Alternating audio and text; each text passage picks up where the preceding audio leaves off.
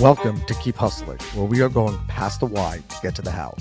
I'm your host, the always hustling Aaron Gordon, aka NY Risk Advisor, aka Mr. Keep Hustling. In this podcast, we will be diving deep into the professional and personal successes of our guests to find out how they hustled through the most difficult times in their life and their development to achieve the success they've gotten to today. So buckle up for what hopes to be an amazing ride. And of course, now and always, keep hustling. Welcome to Keep Hustling with my guest, Adam Schefter. Adam, thank you so much for being here. Aaron, my pleasure, my honor. Hope everything's going well. Everything is going great. It's the off season for the NFL, which means that the Jets aren't losing, so everything is going great for me. There you go. Well, the off season, there is no off season in the NFL. The off season is the regular season. The regular season is really the off season, and on it goes with the relentless lifestyle that the NFL is.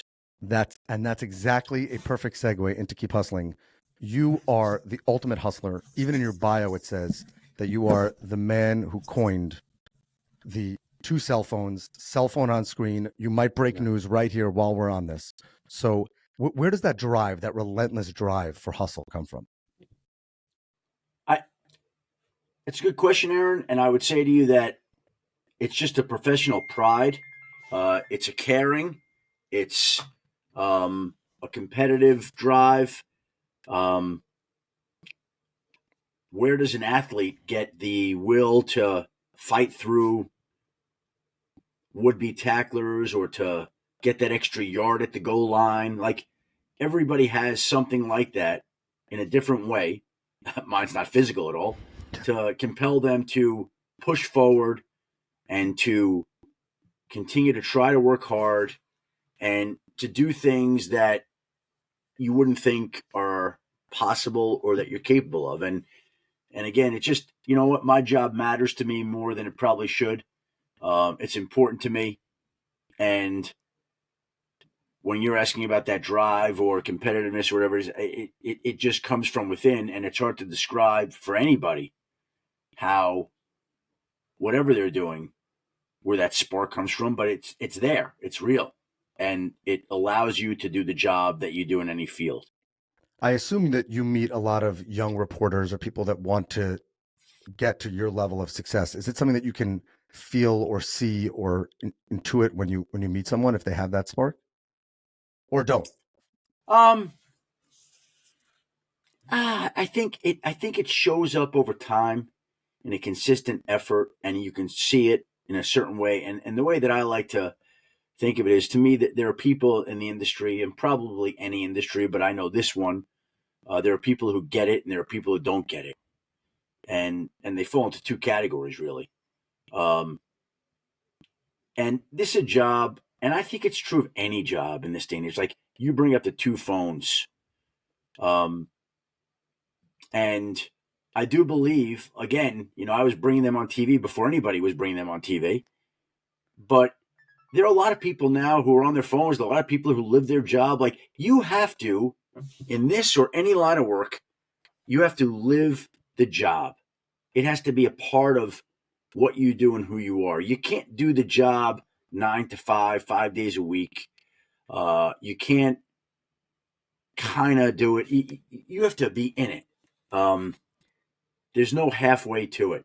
And for better or worse, I'm in it. And being in it requires being on constantly and not knowing when the next thing will happen. And that's sort of the way the job works. I 100% agree with you. It's interesting. My father, he should rest in peace, started our business and was in the insurance business. Literally his last week when he was in a hospital, he was sending emails.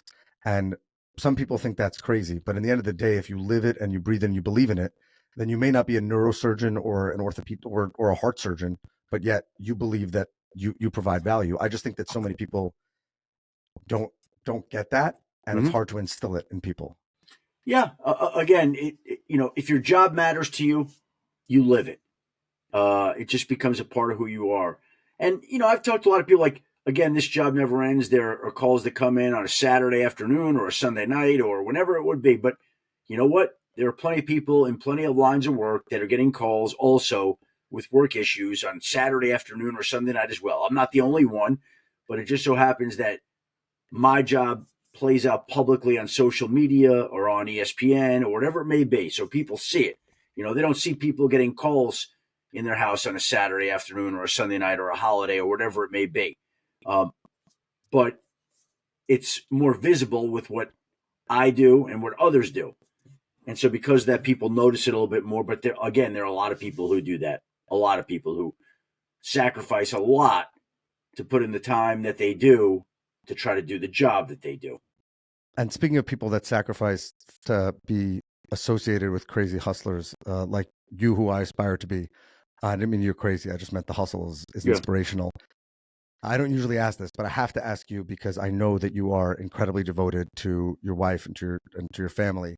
How does that work with everything you're saying, being on and answering those calls on a Saturday? How do you balance that? I'm a father of 5 and a husband. 5, 4 daughters and 1 son. How old are the 5? 12 and a half, almost 10. My 1 son is 7 and a half, 4 and a half, and 14 months. Wow, we have 5 dogs, not 5 kids. We have 2 kids and 5 dogs. And you got 5 kids. That's admirable, Aaron. That's pretty cool. I married very well. Well, good for you. People always are looking for that secretive answer on life-work balance. And the truth of the matter is there really is none. You need a job that understands that you have family commitments, and you need a family that understands you have job commitments. And it's up to you to figure out, okay, there are times at work that are busier than others, and there are times with family that require your attention. And all you can do is do the best job you can, trying to juggle it, balance it, figure it out, to try to make it work. It's not always easy.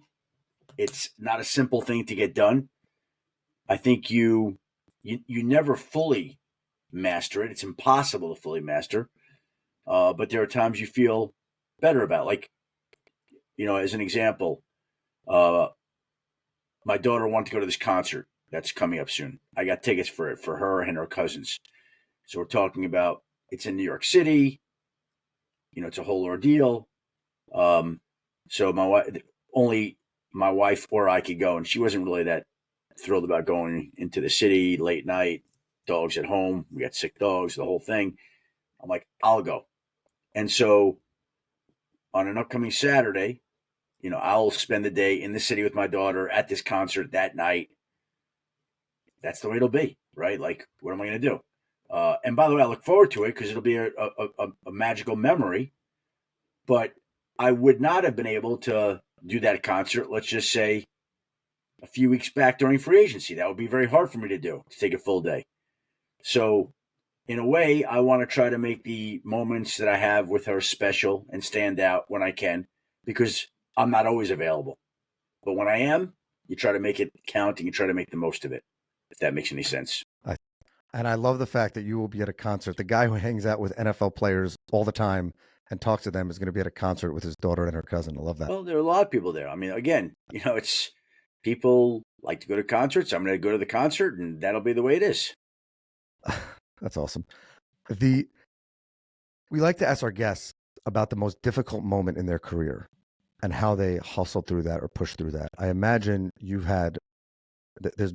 everyone has a journey, and your journey getting to this moment, the guy on ESPN who every single teenage and adult sports fan looks forward to hearing from, hopefully to the positive of their team, but we never know. What was the most pivotal or difficult moment in your career, and how did you push through that?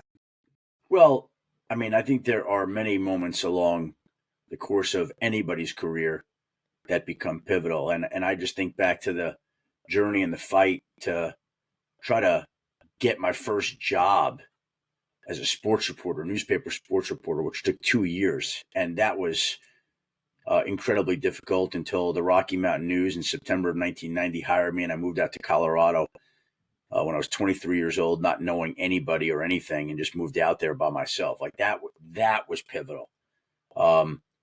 It was pivotal when I left the Rocky Mountain News to go to work for the Denver Post about 6 years later. That was pivotal. It was pivotal when my contract was expiring at the Denver Post, and the NFL Network stepped in and offered me a job to be their first insider. Like, that was pivotal too. It was pivotal when my deal was up there that ESPN came along and hired me away. That was pivotal too. It was pivotal when they put me on Sunday Count. Like, I mean, these are the moments that instantly come to my mind. I can't tell you that one's any more important than the other. I know to get to this spot, there was so much rejection along the way. So many times somebody said no. So many times that you thought that you weren't making progress or it wasn't happening. So many setbacks, so much discouragement, so many obstacles. This spot that I'm at now, it only took me 35 years to get here. Right? So people see the job now. You're saying, people, want to do that job or watch that job, and they don't know what went into the job to get here, and they don't know what it's like to be in the job and to live that life and to sacrifice the things you do. And by the way, like, I'm blessed and privileged and wouldn't want it any other way, and I'm so thankful to have a dream job. But I'm just telling you, it's not easy to get here. It's not easy to stay here. It's not easy to live the life. It's not easy to have that balance. And that's why they call it work, right? I think someone said that overnight success is created over a number of years. Yeah, that's true.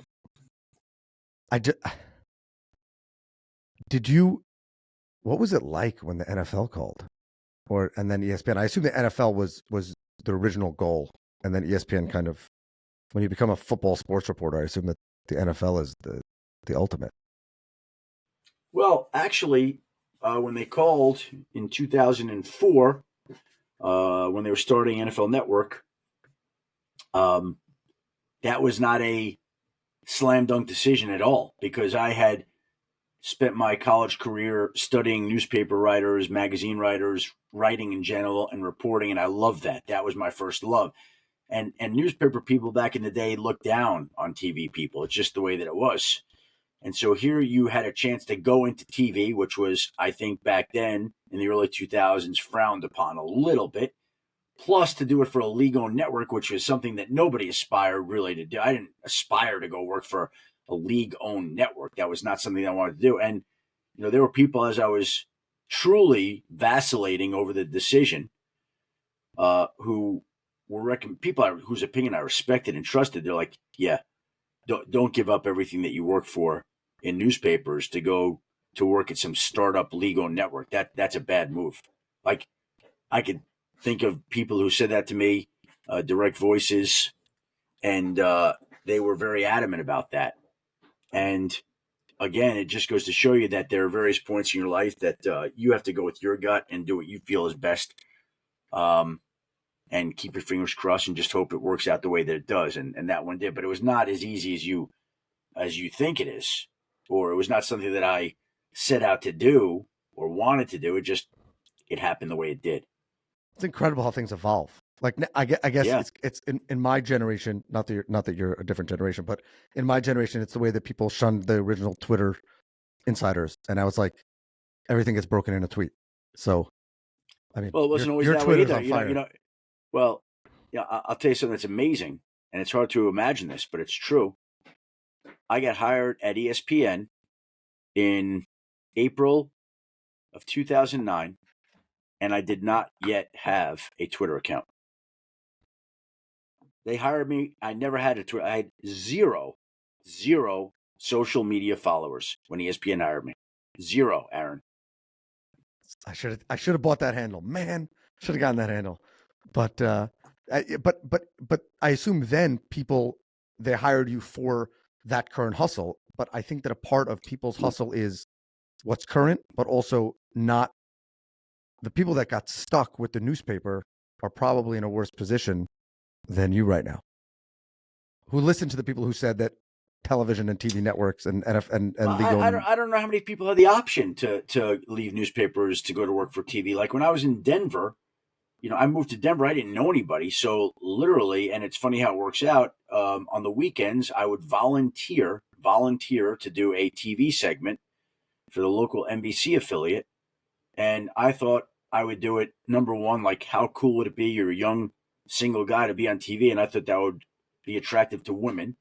And also they would give me like $100 gift certificate to the men's store in town. So like, it was like a double whammy. Like I get a gift certificate, which I thought was the greatest thing. And I got to be on TV, and I go back and I look at some of those initial clips of being on TV, and it's remarkable how bad I was. Like, why would they put you on? Why would they allow you to stay on? Why would anybody watch this? And what really happened is, as I'm in Denver, not knowing anybody, not really knowing anything, and just immersing myself in my career and trying things, I was indirectly and unintentionally training myself for the future. I didn't know it at the time. I didn't realize it at the time, but that's what was going on. I was doing TV for free, basically on the weekends, a spot, and you're doing one spot, one spot, one spot. And I tried to be so perfect about everything I did, but it was something new and something different. And, I couldn't believe, wow, you're on TV. Like, wow, what a cool thing, you know? And so I just kept doing things because I didn't have any family or friends there by and large. And all there was to do was work. So I threw myself into that. And, it was something that helped train me to get ready for the day when NFL Network did come along some 15 years later. That is the definition of keep hustling. We have a couple minutes left. I have two more quick questions for you. The first is, you did mention that when you started on TV, you thought it would be good for attracting women. I would like to ask you about the philanthropy that you're involved in, because I know you're heavily involved in that, and that inspires me. And also, I'm a huge fan of your book, so I'd love to put it in the show notes, because I obviously have a deep connection to that.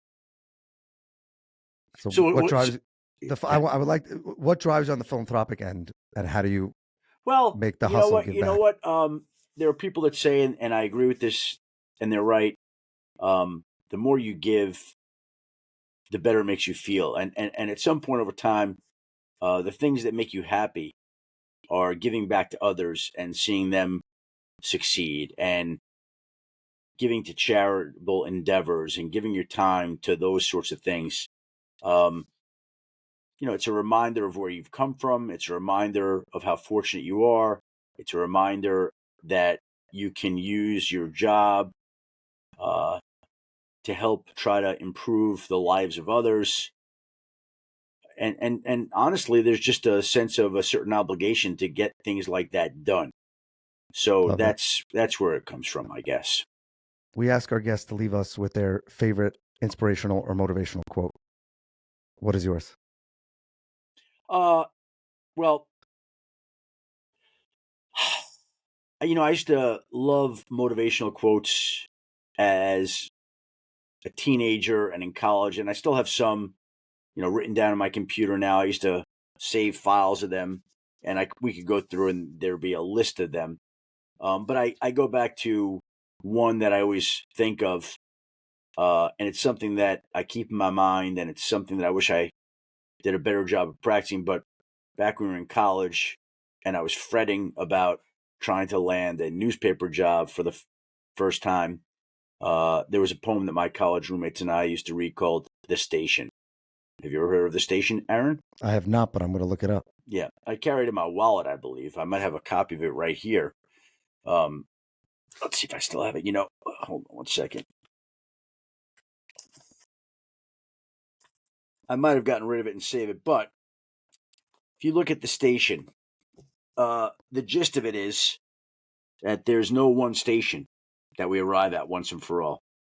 That the journey is the destination. And you're not trying to say, when I get my next job, I'll be happy. When I get married, I'll be happy. When I have children, I'll be happy. When I make more money, I'll be happy. You have to enjoy all the stops along the way. There's no one station that you arrive at once and for all. It's the destination that's the journey. And that's where the joy should be found. That is Keep Hustling. Adam Schefter, really, thank you. Aaron, I appreciate it. Thank you for having me. Good luck with the podcast. And Thanks for some thoughtful questions. Thank you. This has been another episode of Keep Hustling. Remember, do well by doing good, and always keep hustling. All right, hustlers, that brings us to the end of another fantastic episode. Thank you for listening. Be sure to subscribe to our podcast so you never miss an episode. If you have any suggestions, comments, or even just want to say hello, please feel free to reach out to us on all social media platforms. We are Keep Hustling Pod. Until next time, stay curious, stay hungry, and keep hustling.